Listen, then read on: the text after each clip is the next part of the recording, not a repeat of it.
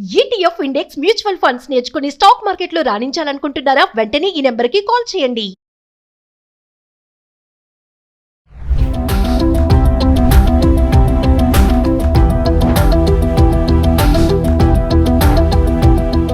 నమస్తే, welcome back to Suman TV. ప్రస్తుతం మనతో పాటు ఉన్నారు consumers affairs committee chairman Mandadi Krishnareddy గారు.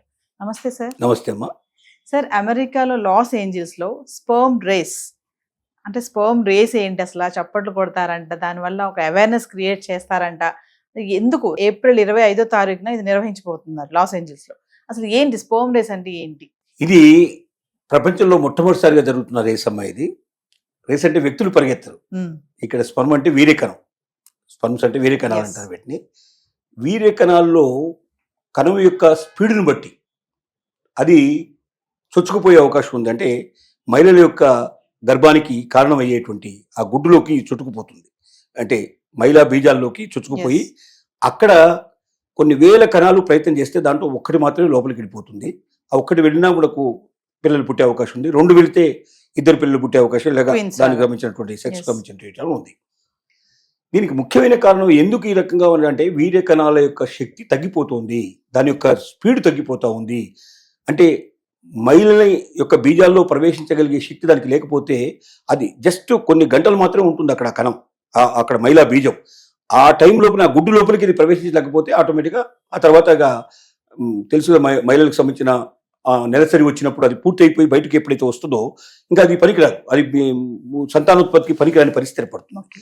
సో ఈ వీర్యకణాల స్పీడ్ పెరగాలి, దాంట్లో స్పర్మ్ రేస్ పెట్టడానికి కారణం ఏంటంటే రోజు రోజుకు సంతానోత్పత్తి తగ్గిపోతుంది, ప్రపంచ జనాభా తగ్గిపోతుంది.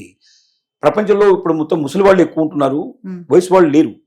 ఎప్పుడైతే యూత్ తగ్గిపోతుందో ఆ దేశం బలహీనపడుతుంది. అంటే అబ్బాయిల కంటే అమ్మాయిలు ఎక్కువైపోతున్నారు. అబ్బాయిలు అమ్మాయిల సమస్య కాదు ఇక్కడ, అసలు మొత్తమే అబ్బాయిలు కానీ అమ్మాయిలు కానీ ఎవరిని కూడా సంతానోత్పత్తి చేయడానికి శక్తి తగ్గిపోతుంది పురుషుల్లో. సంతానోత్పత్తి పురుషుల్లో తగ్గిపోవడం వల్ల రోజు రోజుకి సంతానం తగ్గిపోతుంది, అంటే జనాభా తగ్గిపోతుంది. ఇప్పుడు అంచనాల ప్రకారం ఏంటంటే ఇప్పుడున్న జనాభా ఇంకొక 25 ఏళ్ల తర్వాత 30 ఏళ్ల తర్వాత కనీసం 10% నుంచి 15% తగ్గిపోయే అవకాశాలు కనబడుతున్నాయి. తర్వాత వయసులో ఉండేటువంటి వాళ్ళ సంఖ్య కన్నా ముసలి వాళ్ళ సంఖ్య 50-60 క్రాస్ చేసిన వాళ్ళ సంఖ్య కొన్ని దేశాల్లో ఆల్రెడీ 50% క్రాస్ అయిపోయింది. అంటే వాళ్ళే ఎక్కువ ఉన్నారు, వీళ్ళు తక్కువ ఉన్నారు. ఇప్పుడు జపాను, చైనా ఇలాంటి దేశాలు తీసుకుంటే అక్కడ యూత్ ఎంత ఉందో అదే పర్సెంటేజ్లో చూసుకున్నట్టయితే ఓల్డ్ ఏజ్ పీపుల్ అంతకన్నా ఎక్కువ పెరిగే అవకాశం ఉంది. 50% 60-40 అట్లా అవుతున్నది. అంటే పని చేయలేని వాళ్ళు, సమాజ ఉత్పత్తికి పనికిరాని వాళ్ళు ఎక్కువ మంది తయారవుతారు. ఎప్పుడైతే ఉత్పత్తి తగ్గిపోతుందో, అంటే ఇప్పుడు పనిచేసే వాళ్ళు ఉంటే కనుక ఉత్పత్తి పెరిగేది, ఉత్పత్తి ఎప్పుడైతే తగ్గిపోతుందో దేశం యొక్క ఆర్థిక పరిస్థితులు తగ్గిపోతాయి, జీవన ప్రమాణాలు పడిపోతాయి. చివరికి బతకడమే చాలా కష్టమైన పరిస్థితి ఏర్పడుతుంది. పనికిరాని దేశం కింద తయారవుతుంది. ఎందుకంటే సైన్యంలో అంతా కూడా యూతే కావాలంటారు. సైన్యంలో ఎక్కువగా వృద్ధుల్ని పని చేయలేరు. 50 ఏళ్ళు, అసలు 35-40 ఏళ్లకే రిటైర్మెంట్ వస్తుంది సైన్యం లోపల. 40 పైన పని చేయని, ఎందుకంటే ఆ లెవెల్ ఆఫ్ ఆఫీసర్స్ లాంటి వాళ్ళు ఉంటారు తప్ప మామూలు సైన్యంలో పనిచేసే వాళ్ళు ఉండరు. అంటే తీసేస్తారు, వాళ్ళకి ఇంకేదో జాబ్ చూసుకోమని చెప్పేస్తారు. అంటే ఏంటి, యూత్ కావాలి. యూత్ కావాలి అంటే జనాభా పెరగాలి. జనాభా పెరిగినప్పుడే సాధ్యం అవుతుంది.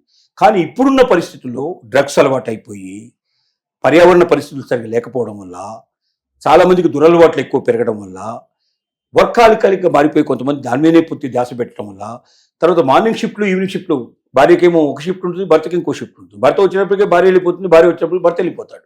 ఇద్దరు కలిసి జీవించడానికి చాలా కష్టమైన పరిస్థితులు ఏర్పడుతున్నాయి. వీర్యకణాలు కూడా తగ్గడానికి కారణం, స్పీడ్ తగ్గడానికి కారణం ఏంటంటే తీసుకునే ఆహారాల్లో, మన అలవాట్లలో ఇట్లాంటివన్నీ ఉన్నాయి.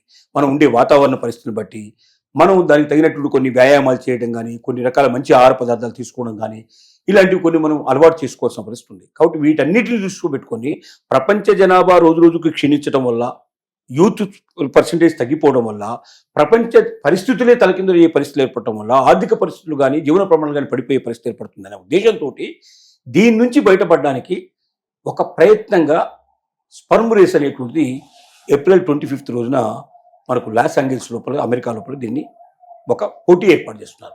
అంటే స్పర్మ్ రేస్ అనగానే మనుషుల యొక్క పోటీ ఉండదు అక్కడ. మనిషి దగ్గర నుంచి స్పర్మ్ బయటికి తీస్తారు, వీర్యకణాలని బయటికి తీసి దాన్ని ఏం చేస్తారు, ఒక ప్రయోగంలో పెట్టేసి దాని మీద వచ్చే రిజల్ట్ని మనకు ఎదురుగా స్క్రీన్ మీద కనబట్టేట్టు చేస్తారు. అంటే ఈ కణాల యొక్క స్పీడ్ ఎంత ఉంది, ఈ స్పీడ్ను బట్టే ఇవి బీజ కణాల్లో ప్రవేశిస్తాయా, మహిళల బీజ కణాల్లో ప్రవేశించి అక్కడి నుంచి ఉత్పత్తి చేయగలిగే సమర్థం ఇటుకుంటుందా ఉండదా అనేది నిర్ణయిస్తారు. కాబట్టి ఎన్ని కణాలు స్పీడ్గా వెళ్తున్నాయి, ఎన్ని కణాలు స్లోగా ఉన్నాయి, ఎన్ని సంతానోత్పత్తికి పనికొస్తాయి, ఎన్ని సంతానోత్పత్తి పనికిరాదు అనేది చూపించడానికి ఒక రేస్ పెట్టారు. ఈ రేసును బట్టి తెలుసుకోవచ్చు, ఓహో నా శక్తి ఇంత, నేను ఇంకా దీన్ని పెంచుకోవాల్సిన అవసరం ఉంది, లేకపోతే నేను సంతానోత్పత్తి చేయడానికి పనికిరాదు నా స్వర్ము అనేటువంటి భావన తెలుస్తుంది.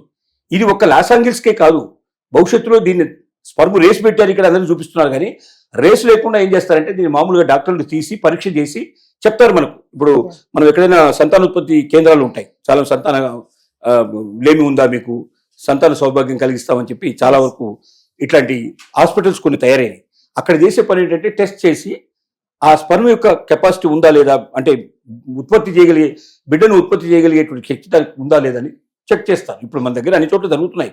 ఇది కొత్తదేవి కాదు, కాకపోతే వీటన్నిటి ఒక దగ్గర పెట్టి ఏది స్పీడ్గా పోతుంది ఏది తక్కువ పోతుంది చూపించడమే ఇప్పుడు దీంట్లో ఉన్న గొప్ప విషయం, అంటే ఒక కొత్తదనం అన్నట్టు. అంతేగాని ఇది అన్ని రాష్ట్రాల్లో, అన్ని దేశాల్లో, అన్ని పట్టణాల్లో స్పర్మ్ కౌంట్ ఉంటుంది. కౌంట్ చేసి ఎన్ని ఉన్నాయి స్పర్మ్స్, స్పర్మ్ కౌంటింగ్ బట్టే మనకు ఉత్పత్తి అవుతుంది లేదు. స్పర్మ్ కౌంటింగ్ లోనే ఇక్కడ ఏమొస్తుందంటే దాని స్పీడ్ కూడా తెలుస్తుంది. స్పీడ్ ఎక్కువ ఉంటేనే అది ప్రవేశించగలుగుతుంది, స్పీడ్ ఎక్కువ ఉండకపోతే ప్రవేశిస్తుంది.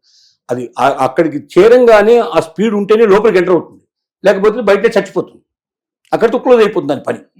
కాబట్టి సంతానోత్పత్తిని పెంచాలి, యువతను బాగా అభివృద్ధి చేయాలి, దేశాల యొక్క ఆర్థిక పరిస్థితిని పెంచాలి అని ఇన్ని రకాల ఆలోచనలతోటి ఇది చేస్తున్నారు.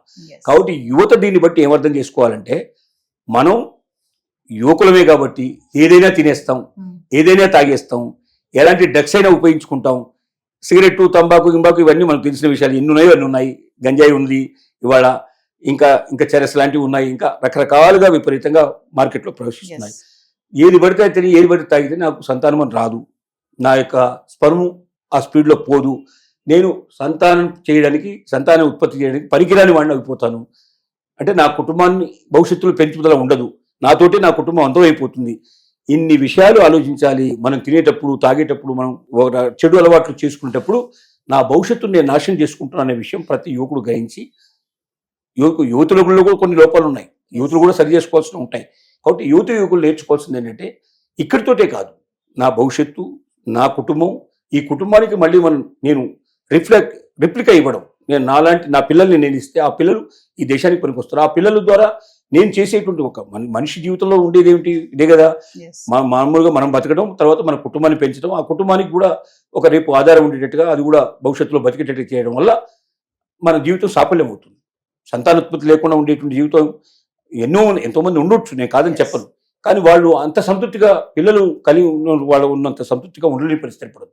కాబట్టి మన బాధ్యత ఏమిటంటే, మనం ఈ దేశానికి మళ్ళీ మన రిప్లికాని మనం ఇవ్వడం, వాళ్ళ ద్వారా ఈ దేశ అభివృద్ధి కోసం మనం తోడ్పడటం అనేది జరగాలి అని చెప్పడానికి ఇన్ని రకాల ఆలోచనలతో ఈ స్పర్మ్ కౌంటింగ్ అనేది, రేస్ అనేది పెడుతున్నారు. Thank you.